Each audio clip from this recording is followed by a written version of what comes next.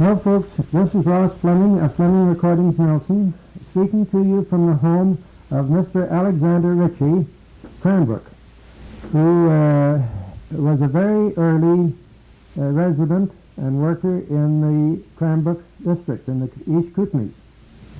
And it is a great pleasure to meet with Mr. Ritchie here. We've given him no notice about this meeting, and so that we've told him that if we don't get all the stories this time, we'll try to come back and get further stories. What is your full name, Mr. Ritchie? Alexander Ritchie. Alexander Ritchie. Yeah, they didn't burden you up with a lot of other names. No. And where were you born? Born, it's Invernesshire. Oh, yes. A little town out from Inverness. Yes, I see. And I think it'll carry, okay. And when was that? What year? 72. 1872. Yeah. Well, now that makes you quite a youngster. Yes, I'm. My next birthday is 89. 89. Well, you certainly don't look like it. No. You're certainly holding your years very, very well. I've met a few people like you around here, and I don't know whether it's a Scotch blood or not, but there's something pretty healthy about you anyway. And when did you come to Canada? I came to Canada. Well, I came here in 1896, and I put 6 years and a half down on the prairie. Oh, yeah. You came to Cranbrook, BC first, did you? No, I came to Toronto first. You came to Toronto first. And in 1896? Or before that? No. 89. Yeah. 1899. Wait to see, 89. No, I came here in 96. 96. And I was down in the prairie. I was in Toronto, and then I came to Calgary 6 years before I came up here. Oh, yes. That was the 1890. Yeah. Yes, and you came to this district in 1896. Yeah. And what was your occupation? Well, I'd call it teamster. Teamster. I was a stage driver. You wouldn't condescend to call yourself a mule skinner? No, I was not a mule skinner. You're a real teamster. Now,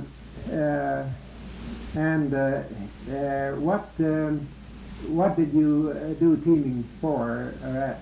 Well, after I quit the stage, you were driving stage first, were you? Yes, I'll show you the pictures of it.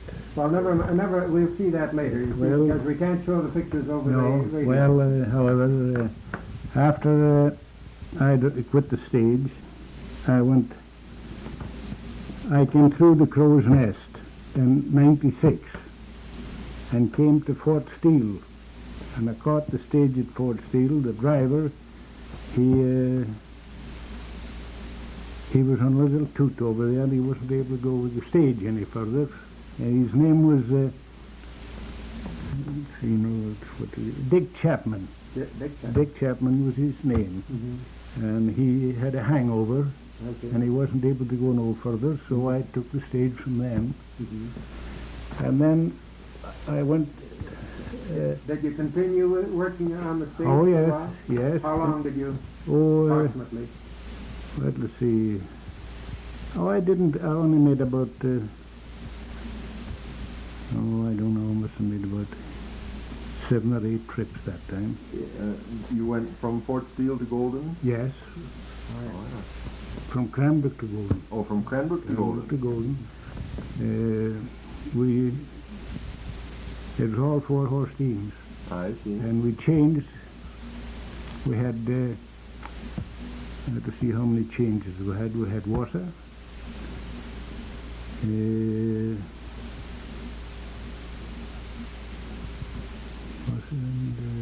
Canal Flats, Windermere, Brisco, and then to Golden. Is that right? And at Oh, Wasa, one more at Parsons. We had to change it. at Parsons. Well, that's fine. Well, now what I'll do from now on, Alex, is to turn you over to Joe Almack.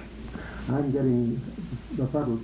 Joe Almack, who is the secretary of the East Kootenay Historical Association here, and I've asked him to conduct the interview with you. Yes. I just want to establish the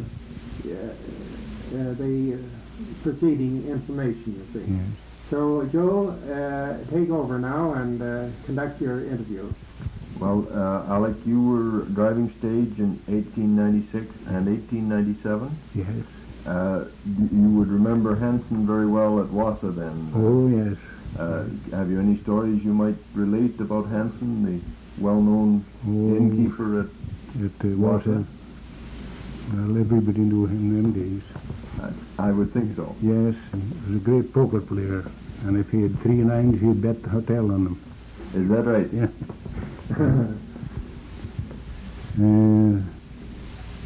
I don't know very much.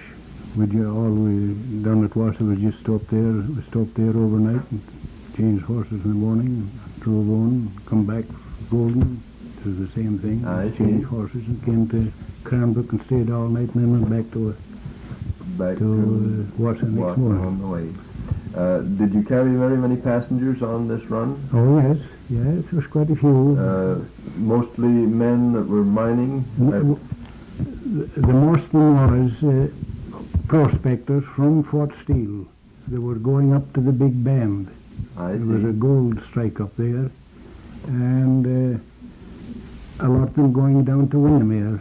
They had out prospecting down there. I see. And there was one time we was going down, and at Fort Steele I picked up so many passengers, and there was one man by the name of, we called him Ohio Jack, Yes. and he was a miner. And when we went down to Windermere, there was an English company had come out from England by the name of Ennis Brothers, and they had taken an option on a mine on Toby Creek, Oh, yes. and they were looking for men. So this Ohio Jack, he went and seen Ennis, started the hotel man, told him that Ennis was looking for miners. So he hired with him, and they went down to Altamar. Well, there wasn't water, that's the salmon beds them days. Yes, I understand it, right. And there was no bridge, so they had to cross on a boat. But they had pack horses on the other side. So they went up to the mine, and he worked there all winter.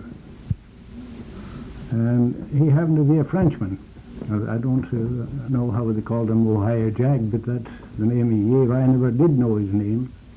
However, when he came down, during that winter, there was the bartender of the Queen's Hotel in Golden came up to Salmon Beds and built a little hotel there, a little cabin there, and it turned into a hotel.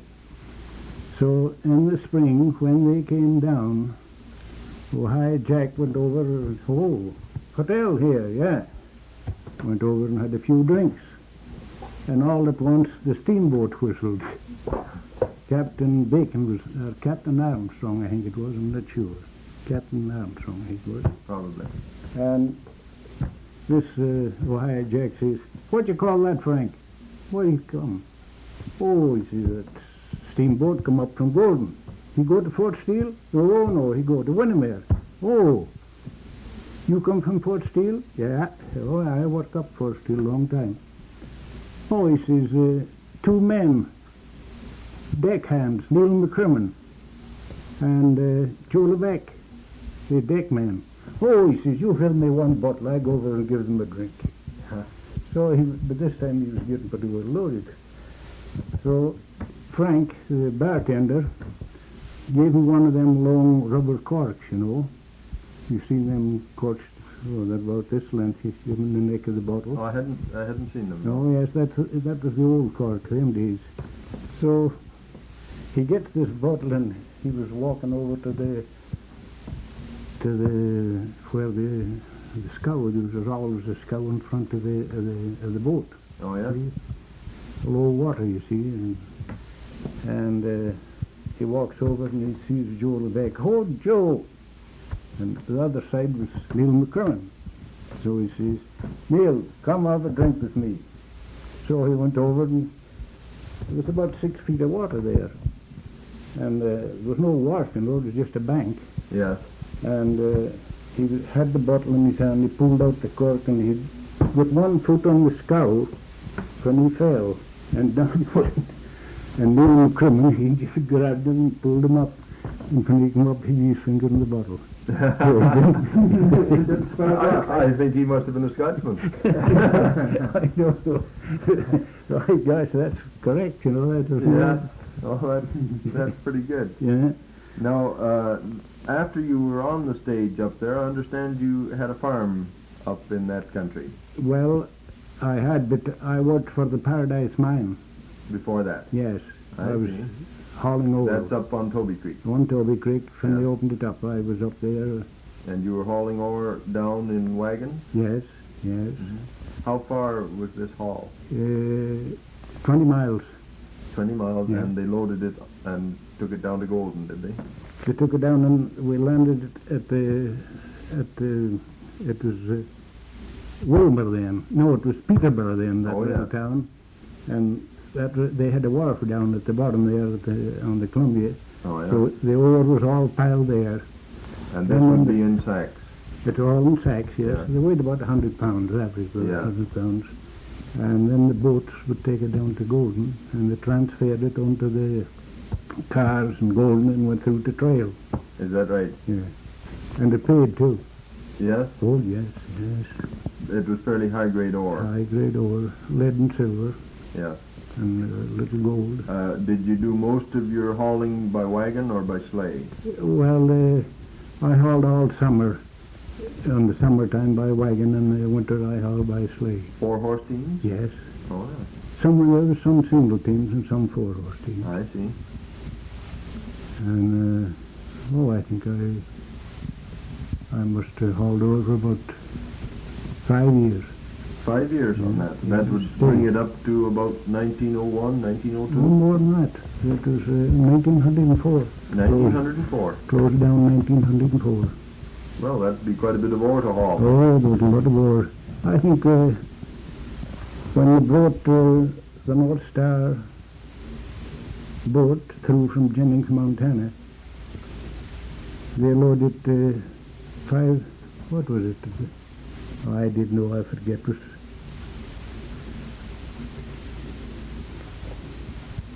I think it was the first load that went down was 2,500 tons.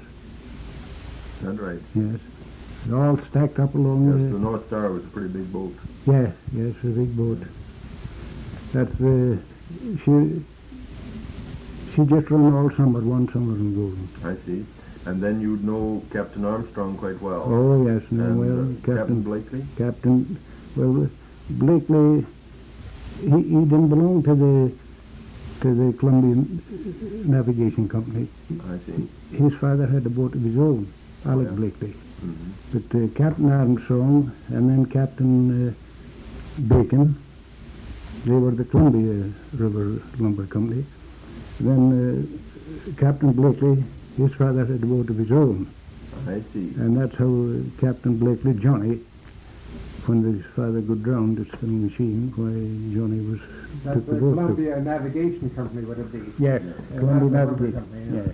Yeah, This Columbia. navigation company also ran a narrow gauge railroad, I understand, from Windemere to Columbia Lake. Yes. Yeah. Did that operate very long? Well, it was tied up when I came. First, I I see it was tied up. But the rails, it was a narrow gauge railroad, all steel rails. I hauled all the rails from there up to the Paradise Mine, and that's what they used in the tunnels, the Paradise right? Mine. Well,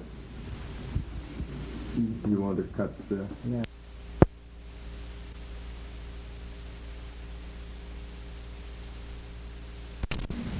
Now, Alec, after you worked for the Paradise Mine, you then went into farming, is that right? Yes. Your farm is the one, I understand, that Ken Marple now farms. Yes. How did you come to get that farm? Well, there was a man by the name of William Chamberlain that staked it as his homestead. I see. And he opened a hotel over in Windermere. It was Peterborough then. Yes. And he wanted to get some money. So I took a mortgage on the ranch for $3,000. And at the end of so many years, I couldn't tell you, I forget, maybe 3-4 years, he went broke. So I foreclosed the mortgage and took the ranch over. So I kept the ranch for about a year, and then I sold it to Mr. Brewer. That would be Carl Brewer's father. For Carl Brewer's grandfather. Grandfather? Yes. Hoppy Brewer's Father. Carl's father, yes. Yeah. And I sold it to him, and I bought it back from him, 4 or 5 years after that. I see. And I had it ever since till I sold it to Marples. And Would you speak a little louder, please, Yeah. Jim? and you farmed there all the rest of the time until you retired and came down to Cranbrook. Yes. Are there any interesting stories that you can tell about the Windermere country? Well, I used to drive bunches of cattle from Windermere through to Fort Steele for Pat Burns. Oh, is that right? Yes. We used to always leave there with maybe from 80 to 100 head, and we'd leave the half here in Cranbrook and take the other half through to Nelson. I see. Who raised these cattle? I did. Oh, they were on your own place? Some of them I'd like to buy some, you know, but I run about 400 head of my own. That's very interesting. But Who else was running cattle up there at that time? Jim McKay from Sinclair. Oh, yes, they were at the mouth of the river there. Was it Sinclair Creek? That's Sinclair Creek, about a mile and a half from Sinclair Creek. Oh, yeah. The house is still there yet. What route would you take to get to Nelson, Alex? The CPR was running then, you know. Oh, yes, I see. You shipped... We drove about 100 miles up to Cranbrook here with them. Oh, yes. And then shipped them from here? Shipped them from here to yes. Nelson. You shipped them live? Oh, yes, all live. All live. That, what year would that be? Oh, that would be 1904, I think it was. 1900. Yes, the first. No, I was up with 1903. No, 1900. Yes, it was 1903 or 4. I'm not certain. Yes. Now. Oh, that's Oh, yeah. And we started out with them, and we'd go maybe 20 miles, and we'd hold them. That would be somewhere around Fairmont you'd get to the first day? No, we stopped at the Indian Reserve, the Kootenay Reserve, the first day. Oh, yeah. Because there was a place... That was known Morjo Creek? No, Lytle Creek. Oh, yeah. He was a homesteader, and he had built a fence and he had a pasture there, and we put them in there and stayed there. Yeah. And the next night we crossed the Canal Flats. I see. Bridge. Oh, there was a bridge at Canal Flats at that time? Yes. The bridge was built by Dad Bales. Oh, yeah? I guess you've heard of him. And the next night we would stay at Sheep Creek. We'd just cross the bridge at Sheep Creek and put a man on the bridge all night. That was where the bridge crossed near where the S-Half Diamond is now. Mrs. Ritchie, Mr. That would be up the stream from the Kootenay River where the old highway used to cross. Yes, before you come to Premier Lake, you know. Oh, yes. Well, then the next night we'd go up to, I think it is Wolfe Creek. And from there we would go right down to the Columbia River and ford, swim the cattle across the Columbia and come out. The Kootenay at Rocky Ford. Yes. Well, The ford just above Fort Steele. no, it's further down. It was right opposite. We come right out on the Skookumchuck Prairie. Oh, I see. Way down on this side of, what do you call that little place? Tatty Creek? No, way on the other side of Tatty Creek. Way in the far end of the Skookumchuck Prairie. Near Spring Brook. Yeah, very near Spring Brook, down that way. Oh, yeah. Because I'll never forget that creek. Mr. French told me in the morning which way to go, and he mentioned Rocky Ford crossing, but we didn't go that way. We went down some coulee and struck the river down there, and the water was pretty high. Yeah. And we got them across. Of course, the horses had to swim. We wasn't on the right ford. And there's a little creek that Indians told me they called it Skookumchuck Creek. Oh, yeah. And it wasn't more than a foot of water.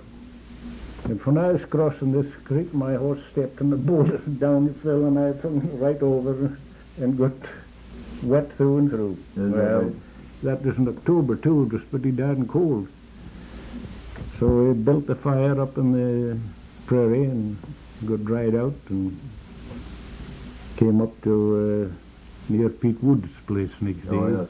And from there we came into Cranbrook. Yeah. And we held them just where that Teddy Clausen's cabins is. That's Is that right? yeah, Right on Joseph's Prairie. That was all grass them days. A kind of a slough. We held them there until we got Burns' man down, and then we'd take them up to the slaughterhouse. It was way out here somewhere near the lake where I Burns. understand it was out west of Cranbrook. Somewhere out there, I forget where it just was. Apparently there was a power station out there too. Yes, that's right. That's right. How many cattle would you be bringing on a trip like that? Oh, about 100. About 100. Yeah, about 100, from 90 to 100. No, Pete Woods was running cattle Yes, on Skookumchuck Prairie at that time. I don't know whose cattle it was. Oh, I know there's quite a few cattle, but it was Pete Woods' cattle never was down that far. They were more up around Wasa, the way where the airfield is now. Oh, That's yeah. where Pete Wood used to run Yeah. his stock. I don't think ever they went down as far as that. It was that cattle that was on Skookumchuck belonged to. Oh, I forget the man. What was his name? He got a bad kick with a horse, and his face was all flattened out. What was that man's name? His daughter was in the hospital. I can't think of his name. He was the man who owned all the horses on Skookumchuck Prairie. Yeah. Yeah. Well, you mentioned French. He was on the place. He was on Wolfe Creek. Wolfe Creek at Yes, that time. Yes. Yes, he used to run quite a few cattle too. Yes, he ran quite a few cattle. What's this?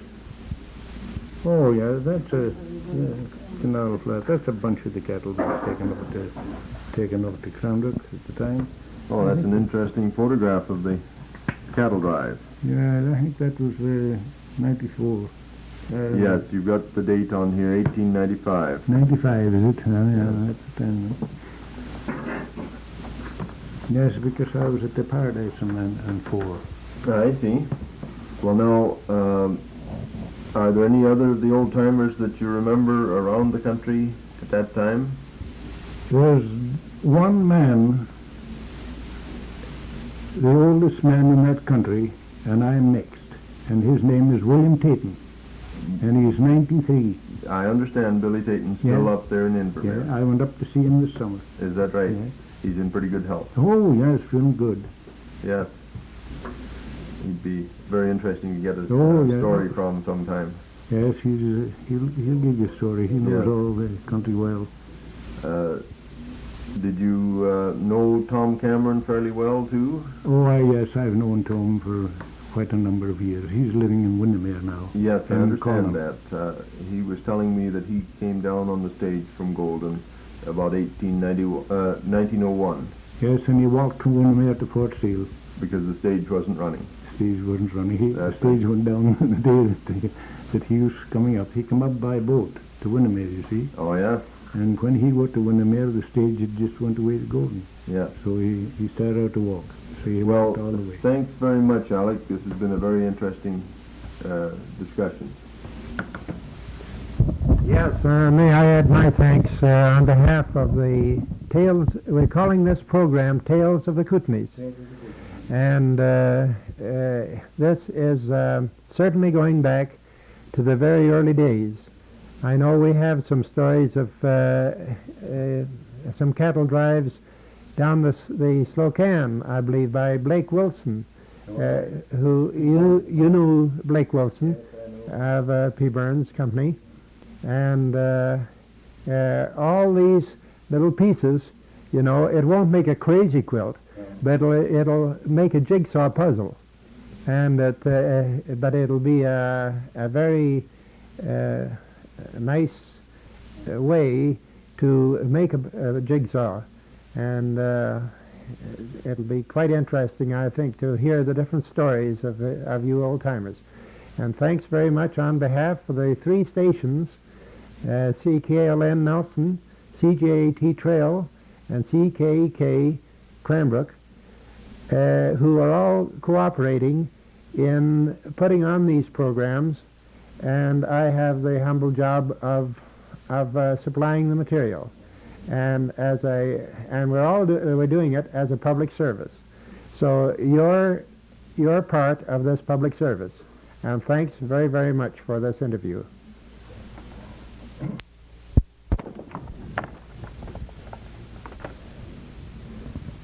Now this is Fleming recordings again, Ross Fleming speaking, and we've asked Mr.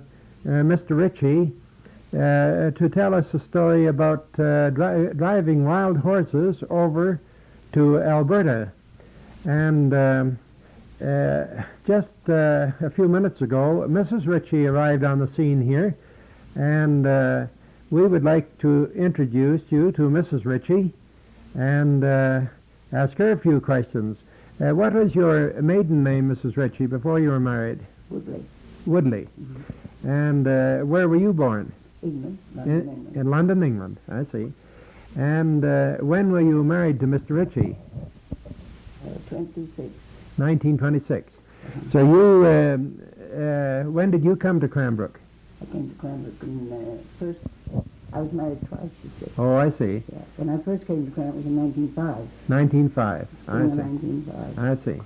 Well, that's very nice. And you've been living in you're quite an old timer in Cranbrook.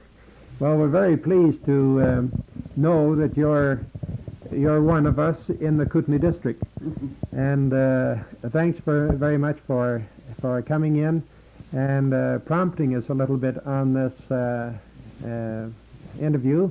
And I'm going to turn the microphone now over to Mr. Joe Almack to continue with the interview. Yes, Alec, we're very interested in getting the story of your trip with these horses from the Windermere area. Where were these horses going? Well, I bought them from the Indian agent at Fort Steele, Robert Galbraith. Yes. You heard of him? Oh, yes. And they belonged to Tatley, the Indian. But Galbraith sold them to me. I see. And where were they to go? They were running between Dutch Creek and Fleming Creek. Oh, yes. And I bought the brand, Yes. which was Ace on the left shoulder. Yes. And all horses with that brand I owned. I see. And where were you going to take these I was horses going to? to take them through to Edmonton. And I understand it was quite an interesting trip. Could you tell us about it? Well, we went up and rounded up these wild horses. Took us quite a while. I had quite a few Indians. We rounded them up, built some corrals, rounded them up, and took them down to where Ken Marple lives now. Put them in there. And then when I had them all together, we started out. And I had 4 Indians and a white man and myself. But none of us had ever crossed that trail. None of us knew where the trail was. And there was an old gentleman by the name of Tom Connors. He came from Wyoming, and he had crossed there at one time. This trail would be the Vermilion Trail? Yeah, yes. So I got a hold of Tom, and I says, Tom, you know that trail going over to Banff? Well, I crossed it once. So I said, would you mind coming over with us? We don't know the trail. Well, he says, if you don't know the trail, you'll never find it. Well, I said, we could get you to come over. Well, it depends how much is in it. So we agreed anyway. So we started out, and we went down as far as the Vermilion that night. And we held the horses right on the Vermilion, right where the main wagon road goes through now, the highway goes through there now. So got up very early in the morning, you know. There was always 2 men looking after the horses overnight. And them days you'd never see a buggy, nor hear a buggy, nor a wagon, very seldom. And all at once we heard a wagon coming along. We thought it was a wagon. And we found out pretty soon it was a buggy. We could hear it. So we see the buggy driving up. And God, this was a policeman, Colin Cameron. So he says, well, I caught up with you. I said, yeah, what's wrong now, Colin? Why, he says, you've got a stolen horse in the bunch. And I said, I don't think so. I says, any horses I've got, I says, I've got a bill of sale of. He says, you've got a horse that belongs to Captain Thorold. And Captain Thorold went away to England in the fall, and he got Sam Brewer to look after his horses till he came back. I says, I couldn't tell you. Well, he says, you got a horse from Blake Palmer. I said, yes. I says, he's branded CC on the shoulder. That's the horse I'm after, he said. So I said, well, we'll catch him. He's a quiet pony. We caught him and put a halter on him, tied him in behind the buggy, and Cameron was just going away. I said, here, Colin, I says, who's going to pay me for this horse? I paid the money and got a bill of sale of him. Oh, he says, we'll fix that when you come back. I said, all right. So Colin was a good man to get along with, you know. Yes. So we started out next day, and we came to the Kootenay River, and we crossed the Kootenay River just where the bridge is today. Of course, you had to swim the horses. That's Vermilion Crossing. No, that's not the Vermilion Crossing. Oh, it isn't? No, that's the Kootenay Crossing. Kootenay Crossing. Well, we crossed there, and it rained something awful. So as soon as we crossed them, we put up our tents close by the water so the horses wouldn't get back. There was just a little trail from there on. And next morning, we begin to gather them up. And you know, it's a big white country all in there. And we was about 4 or 5 head short. Couldn't find them. So after we got the rest of them all rounded up and put them together, we said, well, they must have went up the Kootenay. So we started, one went this way, one went the next. And I hadn't went 10 minutes from the bridge, from where the bridge is today, and there's quite a little hill there. And I went up that hill so as I could have a good look around. And when I got up to the top of the hill, I looked, there was looked like a grave. So I jumped off the horse and I see the board. There was a board stick on the ground there. The rain was quite plain, and the board, it wasn't a board, it was a piece of timber hewed out with an axe over cedar. And there was two jackpine. It was just two rails high, jackpine 4. And I lifted them up and I could see the natches was perfectly fresh. Didn't look like more than a week old or something. So when I got back, someone had found the horses. When I got back, they found the horses. However, I was telling them about this grave. The Indians say they never heard nothing about it. Well, never heard, but you see, Louis Paul, he was one of the Indians. He says, now, my father come from Morley over with Roger, the engineer, was going over to survey the Rogers Pass. yeah. And he said, maybe one of them die. It was left at that time. Never heard anything more about it for a long time. So we started out then, and we got over to the Vermilion Crossing. And it was the 4th day of July. And the water, we went up as soon as we got there. There was just a little bit of a few, I would say maybe 5 or 6 acres of ground at the end of this little trail before you come up to the crossing. And Tom Connor, he knew the trail up to the crossing, so we stopped there and we went up. Oh, the water was awful muddy, and there's a lot of rocks there, and the spray was going pretty high.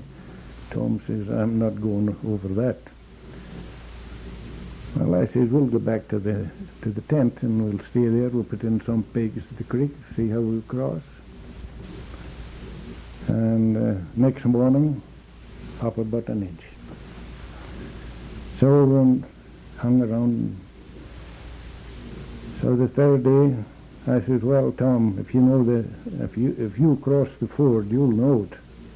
Oh, he says, I'd sooner die here than put round the coward. Well, I said, look here, Tom, I've got this bunch of horses, and if ever they go back, you and I and nobody else will round them up, because they'll never stay together. They'll be all over the country. And I says, every dollar I've got invested there, and I've got to see them horses through somewhere, and I'm not going to let them go back. So there was an old horse there, an old pinto horse. It belonged to a half-breed, and the half-breed died, and Brewer, I was passing Brewer's, he said to me, he says, you got old Andrew's horse there. And I says, I don't know who he is. I says, he hasn't got the S brand, he doesn't belong to Tapley, but he's in the bunch. Oh, he says, the man that owned that is dead, you better take him. So I thought about this old horse. He was quite a big horse. So I said, I'll catch this old horse. So I caught him. So I told Tom, I said, look here now, Tom, the best thing you do is just head back where you came from. You said if I'd give you that wages, you would take me through. Now you say you want cross. I said, well, you better go back. So I told the Indians, I said, you drive the horses right up to the edge of the water, and I'll go across, and if you see that I can't make it, don't let the horses go through, but if you see that I can make it, drive the bunch right in. Why, I went right along. I didn't get my feet wet.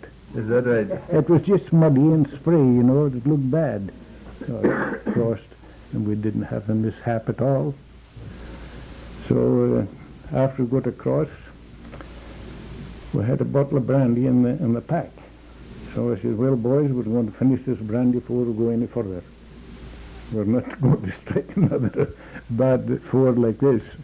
So the 4 Indians and Palmer and I, we finished the brandy, and we got a big stake, and we stuck it in the sand and put the bottle on top. By gosh, that bottle was next to it when I came back to the right in the same place. Same place. Yeah. So we went at the Banff, if you've been across that Banff Windermere highway, haven't you? Oh, yes. Well, you know, when you come to where the Vermilion comes down into Kootenay, Yes. well, you don't go up the Vermilion Tower, you go the other way. You go up the Simpson. To the south. Yes, you go to the south, Oh, yeah. and you cross the Banff summit and come Right. down into Banff. Oh, yes. At the back of the spray, that's the way you come into Banff. Well, we got up to the summit that night, and well, when we got up to the summit, we turned the horses loose ahead of us, and there was a lot to feed there. Oh, gosh, next morning we got up, there was about 6 inches of snow. What time of year was this? On the 4th day of July. 4th of July. 6 inches of snow right in the Banff summit there. Well, that's pretty high, you know. Yes, that summit it is. there. Well, we go down to Banff, and after we got about within a mile of Banff, there was a trail, and there was a kind of a road there, and there was bars.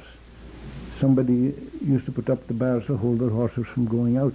So we drove the horses back, and we put these bars and went down, seeing the Mounties.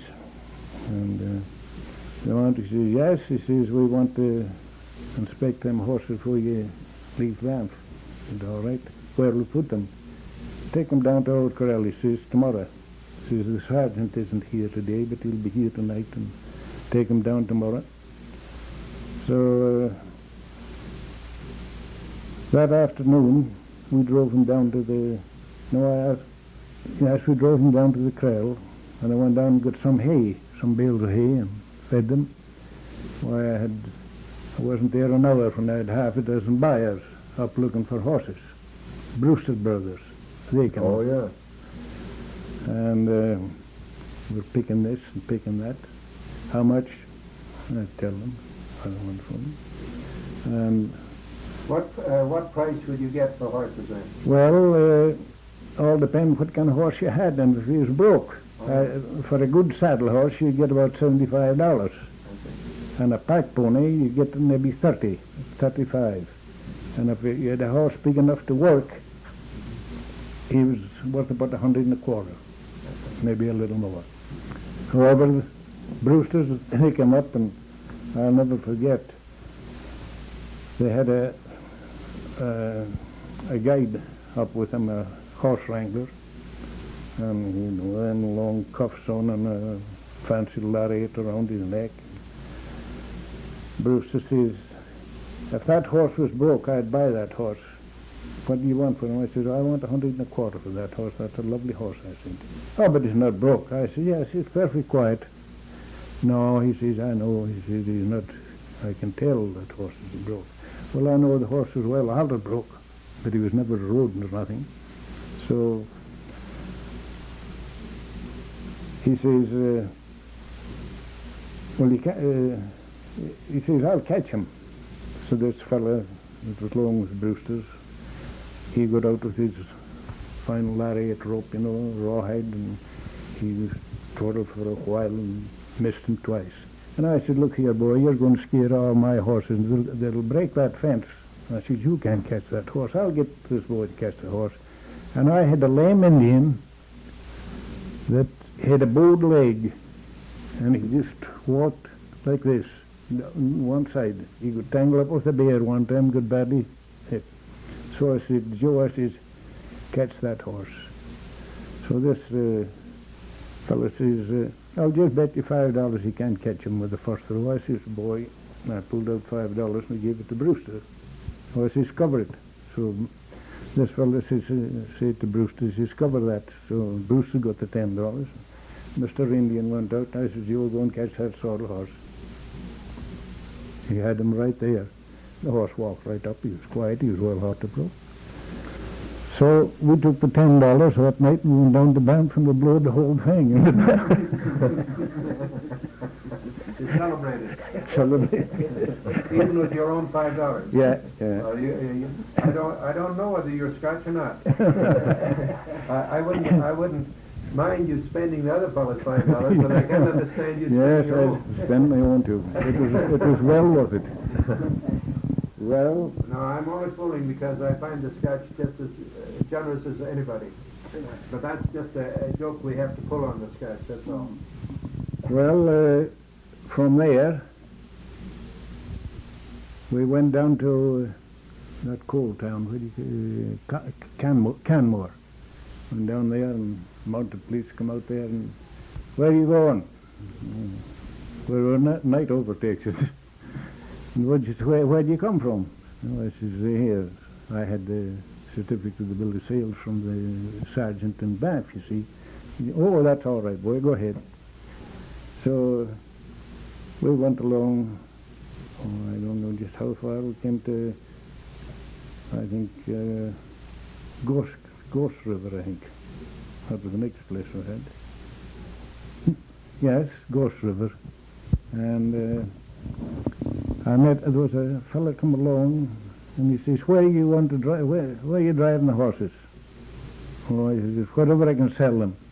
Well, he says, boys, he says, when you go up a little further up to Grand Valley, take that Grand Valley Road, come out to Crossfield, and that's the Edmonton Highway, and go to, what's the name of that little town now?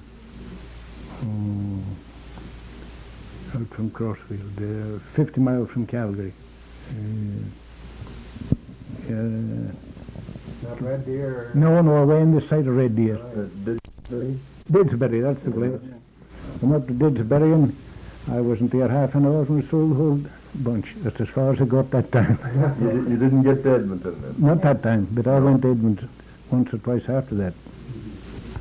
Oh, I think that's pretty good. Well, that's fine. Well, now, just a minute. What price did you get for that stolen horse that the policeman took away from you? Oh, well, when Captain Thorold came back from England, he came over to the ranch to see me. And he says, I hear you had quite a mix-up over that pony of mine. And I said, yes. And he says, I bought that pony from Kempton. Well, I don't believe that I should tell this, though. It's getting Kempton in bad. I don't think I should tell this.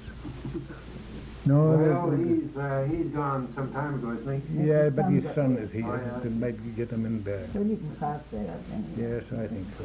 Well, But however, Thornton says, what did you pay Palmer? I said, I paid Palmer $25. Well, he says, I'll give you the $25. That was all there to it. But that wasn't, there was an awful mix. I'm not going to tell nothing. Did you find out what name was on that grave that you found on the hill? No, I'll tell you about that grave. It's a very funny thing.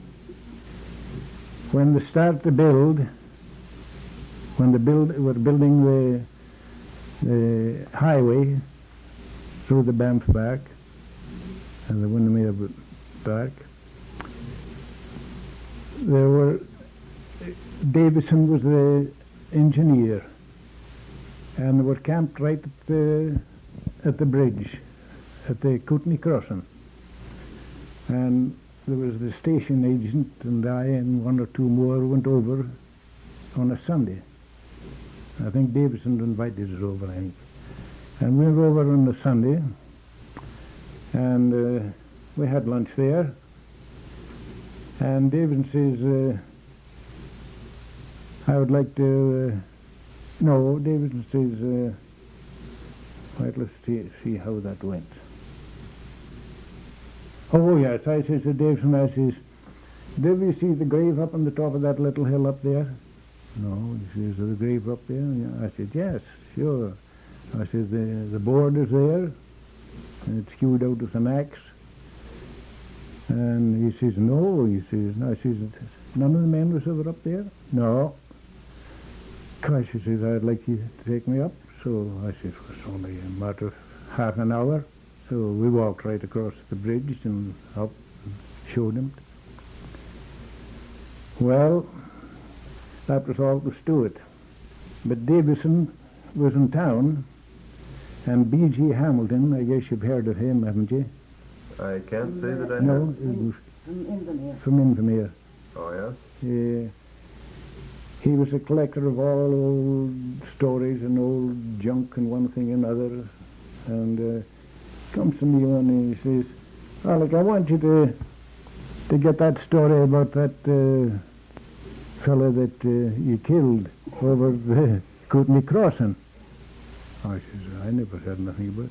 Oh yes, he says, Davison told me, he says, he was going over with a bunch of horses and you was playing poker and some of them got rowdy and there was a gunfight that night and one was killed and you buried him at the top of the hill. I says, I know. And he kept after me for a year, this B.G. Hamilton, to get the story. I said, that's all I know about it. And you never did find out who it was? Well, when we went up, when I took Davison up to see it, the board was laying down. Oh, yes. And he couldn't make out the name at all. I see. It was just wrote with pencil, you see. And, but when I seen it first, the name was quite distinct. I see. But I didn't pay no attention to it and didn't think I'd have to. Yes.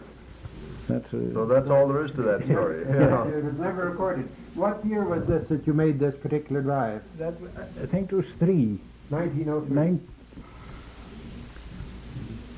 We was Around hauling. in those years, anyway. Wait a minute now. We was hauling ore. And 3.